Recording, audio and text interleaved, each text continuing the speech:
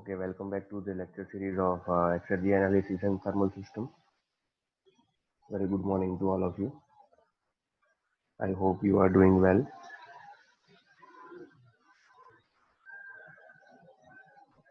So, in the last lecture, we have seen one numerical based on the entropy, available energy, and we have discussed regarding the available energy from a finite energy source, right?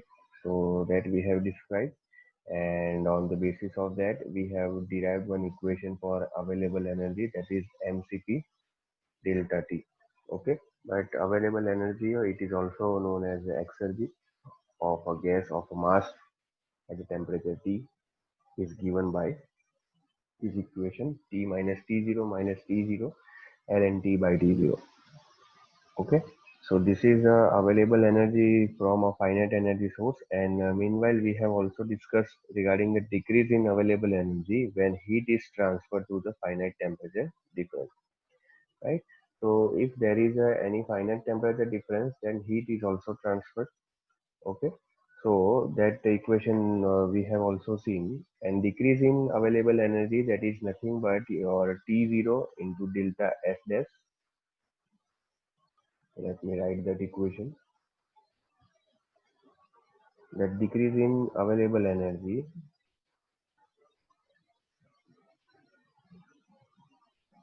that is nothing but it is equal to the temperature, initial temperature, into delta S dash minus delta S. Okay, so the decrease in available energy is thus the product of the lowest feasible temperature that we have seen of the heat rejection and the additional entropy change in the system while receiving the heat irreversibly, compared to the case of reversible heat transfer from the same source. So if we are comparing uh, this case with the help with the reversible heat transfer from the same source, so we can say that the available energy or decrease in the available energy, it is multiplication or the product of the lowest feasible temperature of the system and the entropy change in the system while receiving the heat reversibly irreversibly. Okay, so that we have seen, and on the basis of that we have solved that derivation. We have derived one derivation about the available energy, and that available energy equation.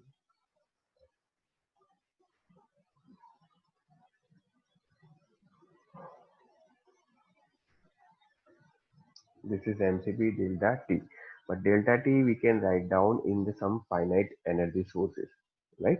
So MCP, M is nothing but your mass flow rate, CP is specific heat, and if you multiply these two terms, then you will get the heat capacity, right? So delta T is nothing but T minus T0 into minus T0, that is the lowest feasible temperature, into ln T by T0, right? So this is the equation, and the basis of that we have done this numerical of the boiler, where hot gases from a fire transfer heat to the water, vaporize at the constant temperature, and then you are supposed to find out the total entropy and increase in available energy at this particular region, at this particular region. So that we have done in the last lecture.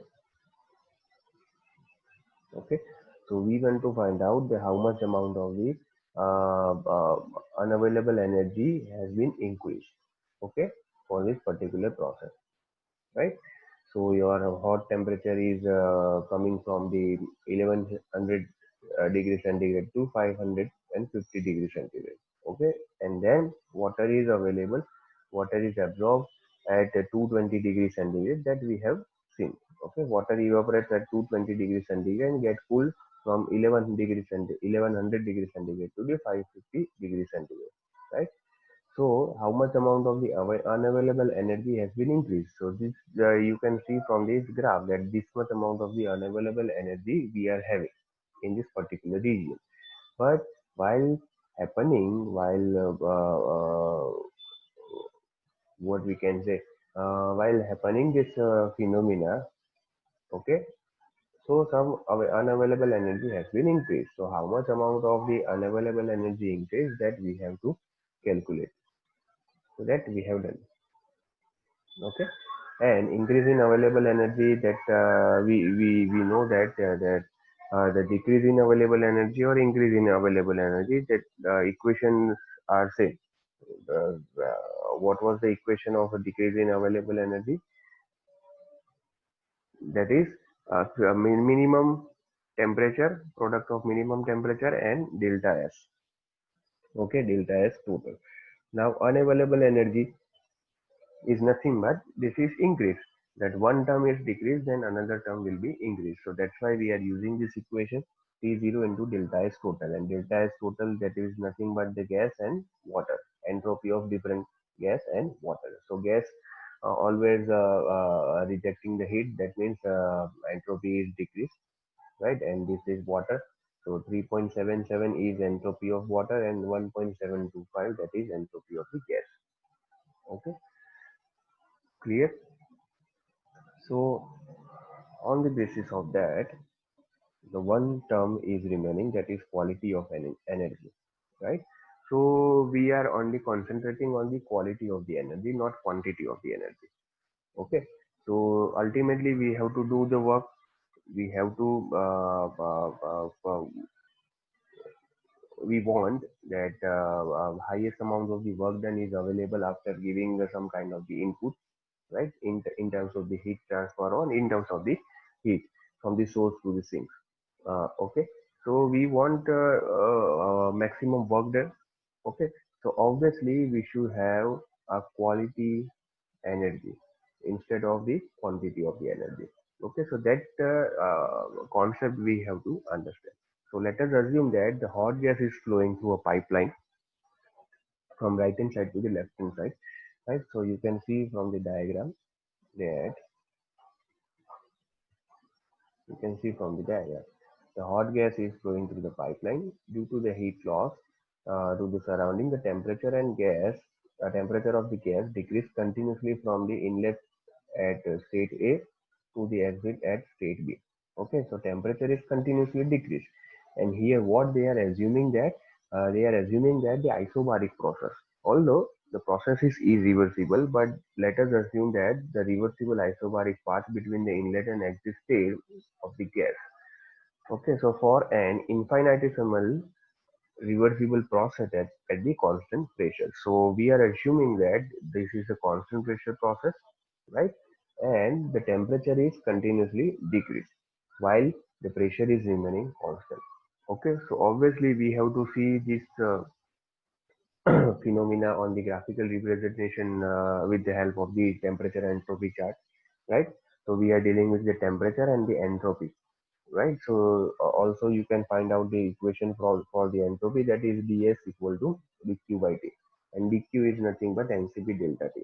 But here we are dealing with the smaller region, or we can say that the strip T2 dash, T2 dash, T2 double dash, T1 dash, and T1 double dash. So we are not analyzing the whole pipe. We are only concentrating on this particular region. So that's why we have written the ds and dt, right? So ds equal to mcp dt divided by capital T, that is the temperature.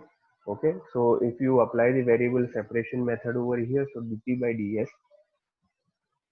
Okay, so dt by ds is here, and dt by ds is nothing but your slope. Okay, uh, okay, so that is your slope equal to t upon mcp, right? So have you understand this pipeline? Okay, the hot gas is coming from this side, and it is moving from the RHS to LHS, right? So T1 dash is the initial temperature, T1 is the temperature at the right hand side, T1 double dash is the temperature which is lower than the T1, and you can assume that the Q amount of the heat which will be coming out from this place, and after some time you will find the condition is different. That T2 dash is less than this T1 temperature, and T2 double dash is less than that all these temperatures, right? Okay. So TA is inlet temperature of the gas and TB is outlet temperature of the gas. So we are not concentrating on the TA and TB right now. We are just focusing on these two strips that we have drawn over here, where we want to apply the concept of the same heat transfer, right? So suppose here 1000 watt of the heat transfer which will be rejected over here, then we are assuming that the 1000 watt of the heat transfer will be rejected from this place also. You are getting my point?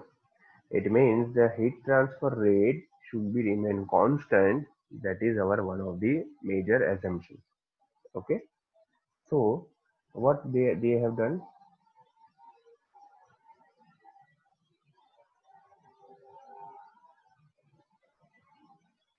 just a second.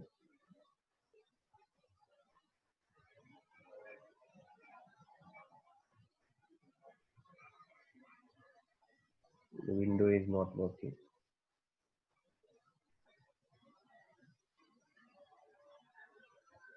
Okay.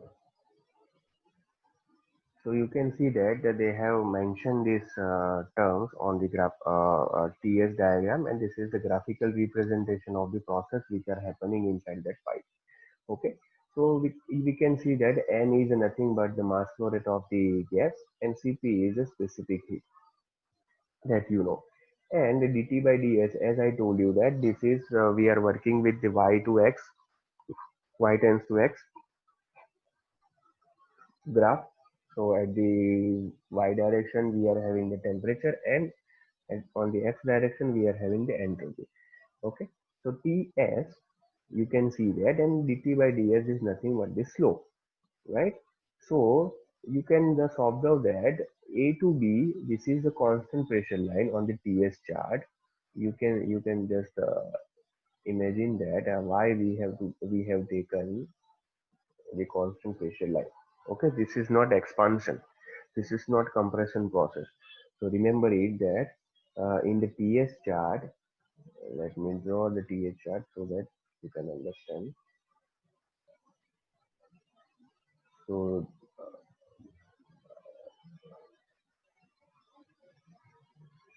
okay, so this is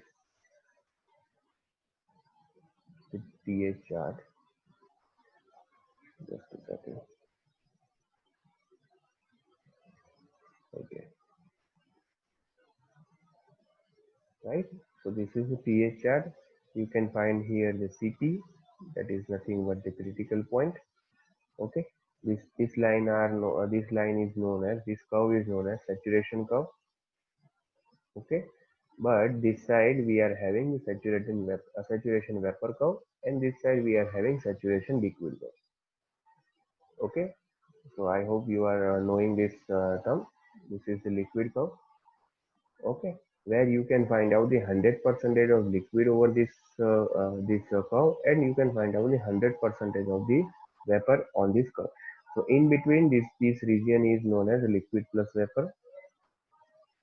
Okay, and you can find out the temperature entropy line, so where the pressure is constant. Suppose this is the entropy. Okay, this is the entropy, right? And on the y-axis you are having the temperature, right? Okay, so whenever you are having the isentropic what we can say, the process, at that time what you are having, the line should be vertical. Okay, but you can say that in the TS diagram you are having the constant temperature line as this.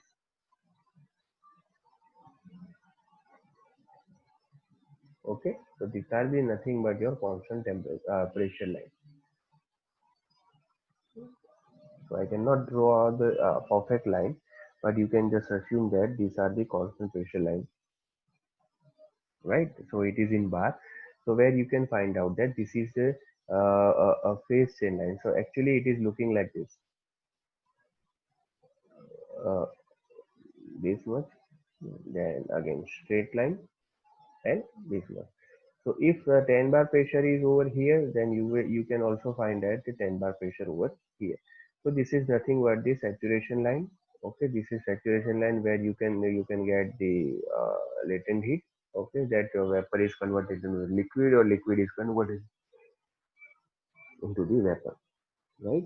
So remember that this is not expansion process. This is the isobaric process. Okay, that we have assumed from A to B point. Okay, so T1 dash is higher than T1. It is also higher than T1 is also higher than T1 double dash. Meanwhile, the T2 dash is higher than these three temperatures. T2 is higher than the T2 dash, and T2 double dash is the lowest temperature of this particular region, and TB is nothing but your final temperature. Okay, at the outlet of the pipe. So let us assume that Q units of heat are lost from the to the surrounding as the temperature of gas decrease from T1 dash to the T1 double dash. So let us assume for the particular strip, this particular strip, right? So what we are having, Q equal to mCp delta T. We are having this equation, universal heat transfer equation. To apply that equation over here, so mCp T1 dash minus T1 double dash. Why? Because the T1 dash is higher than the T1 double dash. Okay, so if you are averaging these two temperature, you can get the temperature as a T1. Okay, the average temperature of T1 dash and T1 double dash, that will be around the T1. Okay, right? So you can also write down the Q equal to T1 into delta S1. So you know that S equal to ds equal to Q by T. Okay, so you can also use this equation. Okay, so T1, if this is the T1, then temperature entropy change will be always be there. And we are right now believing that the T1 is the lowest feasible temperature, as we have taken the average of this T1 dash and T1 double dash, right? So T1 into delta S1, that is our first equation, and available energy loss with this heat loss at the temperature T1. So we can write down this equation, that will be, so what was our equation? Q equal to W work done plus available energy. That was our first law of the thermodynamics. So available energy loss. So we are concentrating on the how much amount of the work we are getting. So we are applying that, we are reframing that equation in terms of the W equal to Q minus T0 into delta S1. Okay, Q0 T0 minus delta S1. So this is our equation. Okay, and you can see that from this equation. Okay, so you can also apply this equation, same equation for this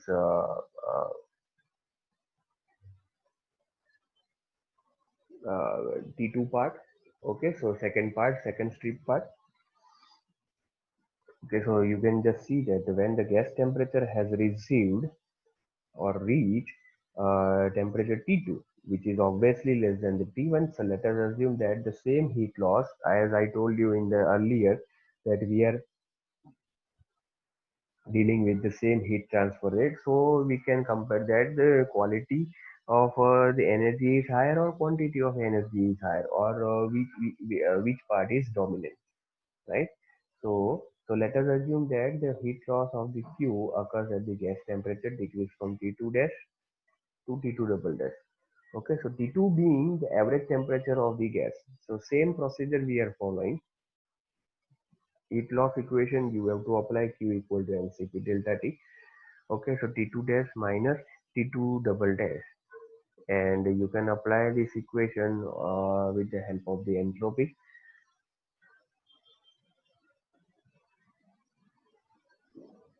that is Q by T, right? So you can also write down Q equal to T2 into delta S2. Now available energy, you can just apply that equation of the heat transfer and work done with the available energy, the relationship. So Q equal to nothing but a W plus available energy.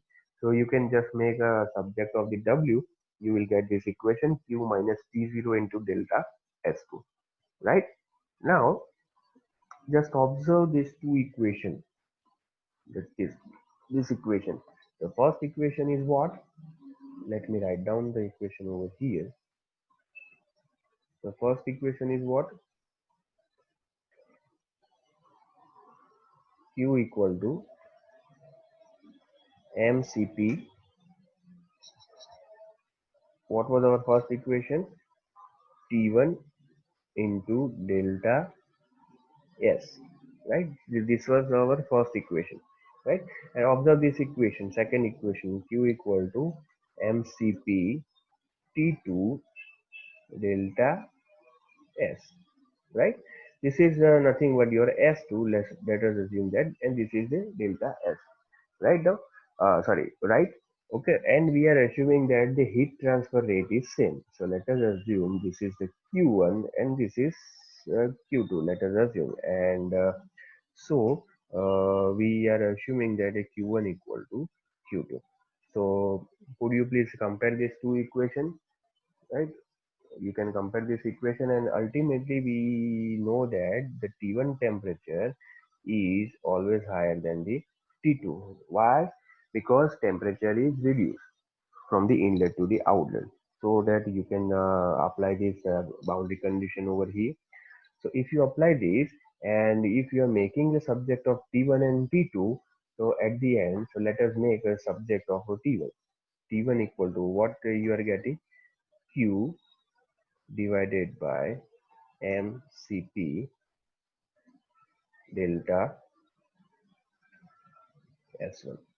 Okay, this is the equation of a T1, and this is the equation of a T2. T2 equal to Q divided by mCp delta S2, right? So if you apply this equation in this boundary condition, okay, so Q will be cancelled out, MCP will be cancelled out, because we are having the same element, that is the same fluid, that is the gas or liquid, whatever you can assume that, but here we have assumed the gas. Okay, so Q divided by mCp, so delta S1 and delta S2 will be remaining over there. So that they have written this equation. You can just observe delta S1 is less than delta S2, right? And what was our equation of this? W1 and W2. So if you are applying that W1 and W2 concept with this, so you can just find out the W1 is always greater than the W2. W1 is always greater than the W2. Why this is happening? That is our focus, main focus. This condition, or this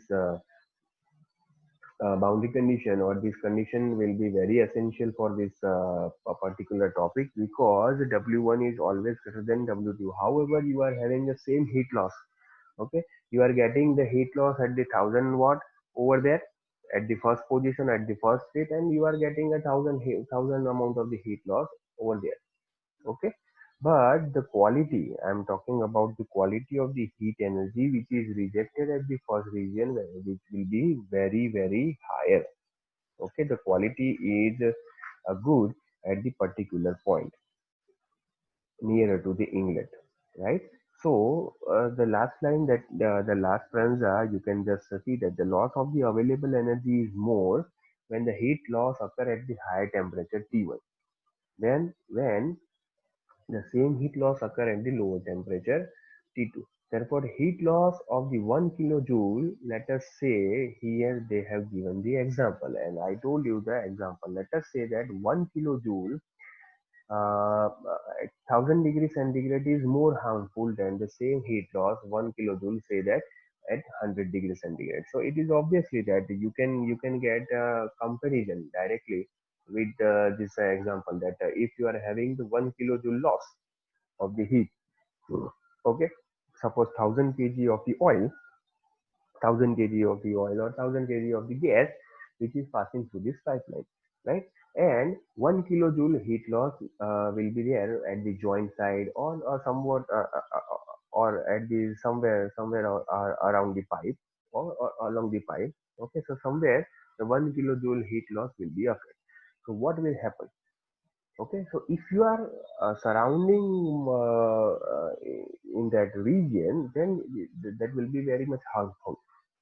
Okay, and if 100 degrees centigrade gas is passing, and you can find that the 1 kilojoule heat is coming out from that particular defect, right, at the particular point, so that will be not harmful as that 1000 degrees centigrade heat loss will be harmful to you, right? So I hope this part is clear to you.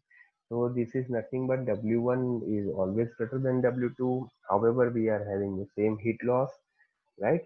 But it is nearer to the T1. It is nearer to the T1, and you can just compare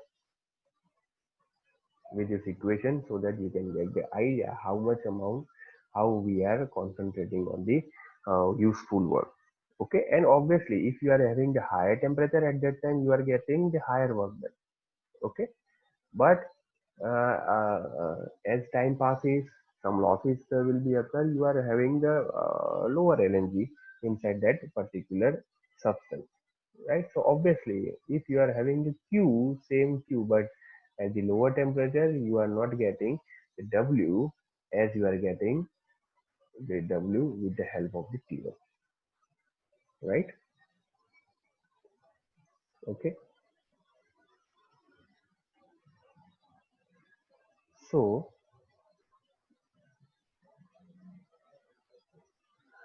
this may be not so important for the low temperature fluid. Okay, so this may be not important for the low temperature fluid since the loss of available energy from the such fluid will be low. Okay, so we are not dealing with the lower temperature fluid like a liquid nitrogen temperature, uh, liquid nitrogen, liquid oxygen, liquid carbon dioxide. Okay, so we are not dealing with that particular substances. Okay. Now, similarly, insulation must be provided adequately for the low temperature fluid to prevent the heat gain from the surrounding and preserve available energy. Right. So, we have to do the reverse process inside to store those kind of the low temperature fluid, because let us say the example of the liquid nitrogen, the boiling point of the liquid nitrogen, that will be minus 196 degrees centigrade.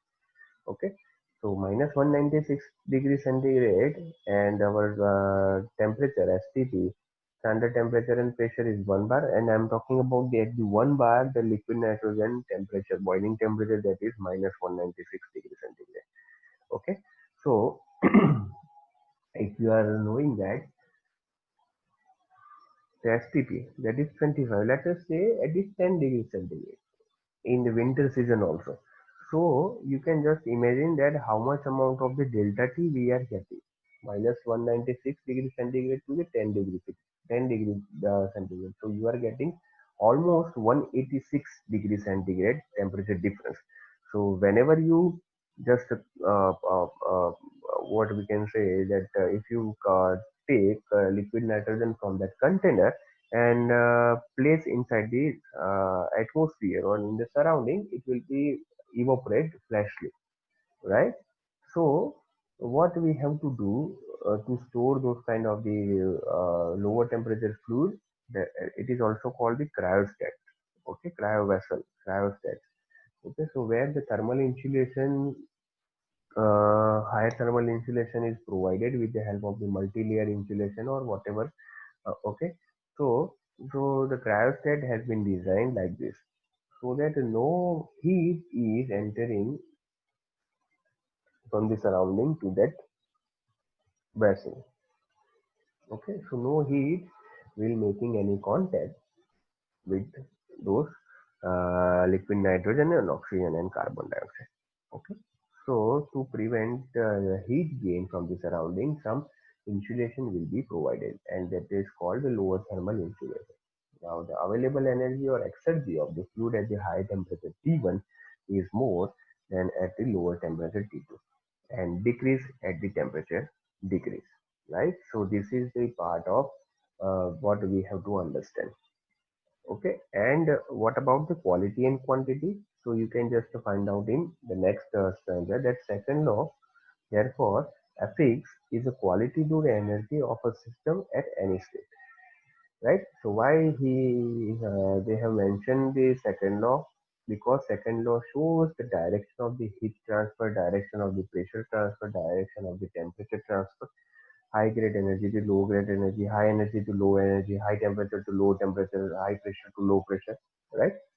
So the second law therefore affects its quality or energy of a system at any state.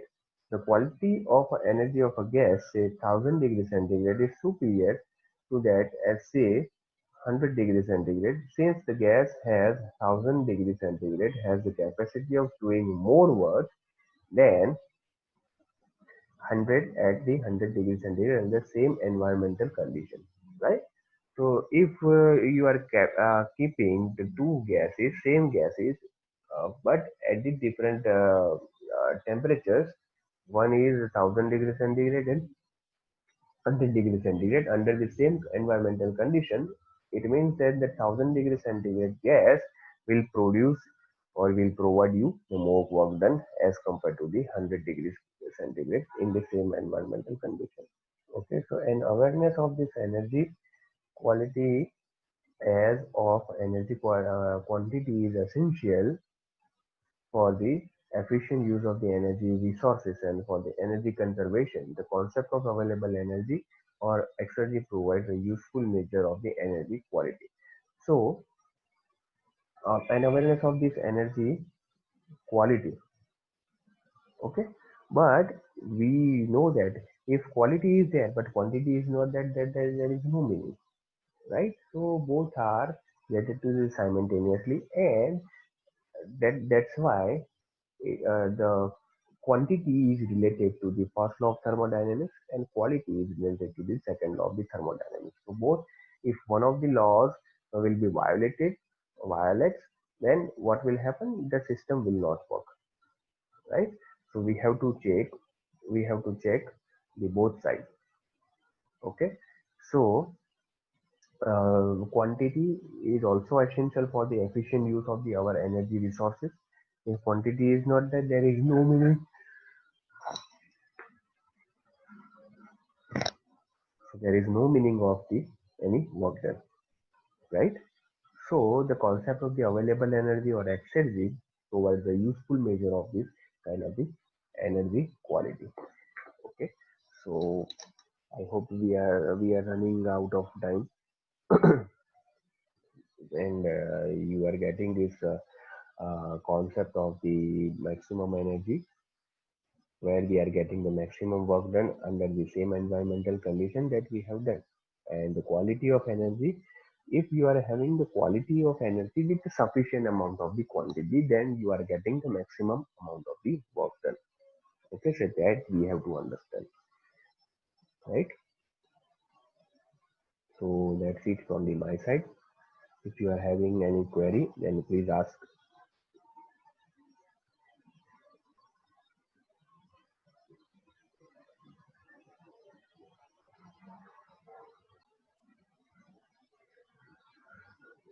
Okay, so I hope that you have understood the concept of the quality of energy.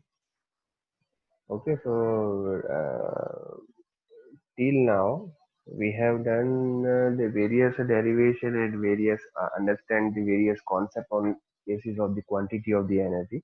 Okay, so if you are having the high amount of the quantity of energy, then you are getting the maximum work done. But the quality is equally important, equally essential and vital in this thermodynamics, right? So it is also related to the second law of the thermodynamics, and it is also related, and the quantity is related to the first law of the thermodynamics that we will see in the next lecture in this law of degradation of the energy. Okay. So in the next lecture, we will see this law of degradation energy, and then we'll solve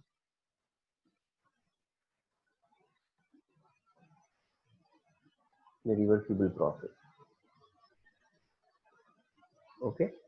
So, so that's it from the my side.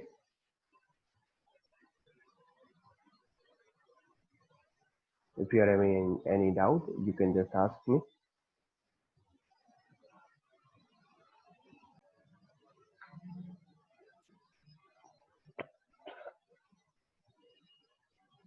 Okay, so in next lecture we will see the maximum useful work, law of the degradation of the energy, and maximum work in the reversible process that we will solve, that we will derive, and on the basis of that we'll solve this numerical, and then your chapter will be over. Okay, and then we'll start the chapter based on the exergy analysis of the our thermal system, like power plant engineering, refrigeration system. Okay, and all the thermal system we are applying the concept of the exergy or available energy or energy, right? So this is it from the my side. Okay, so be safe, wear mask when you go out, and have a great day. Thank you so much. Okay, so I'm sharing my slide, so you can just take a screenshot of what we have done. Okay, so this is the, you can just take a screenshot of it.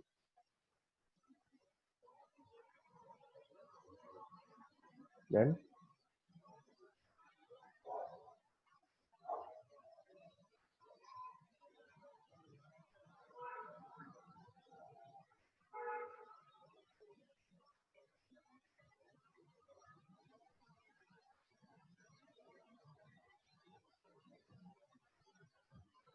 this is the available energy of a finite energy source,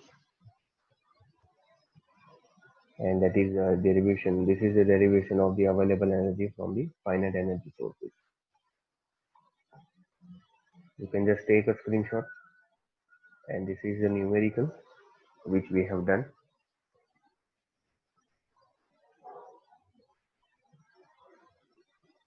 and this is the solution of that numerical.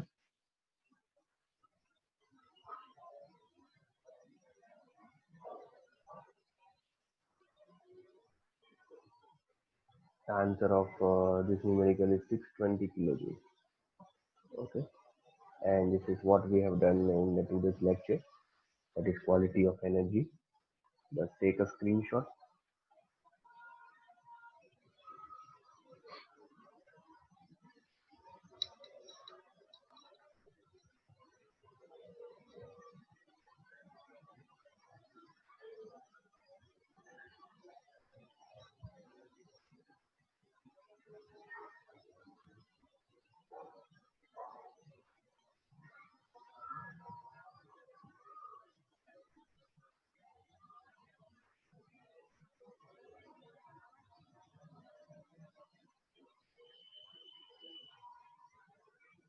Okay, this one. Okay,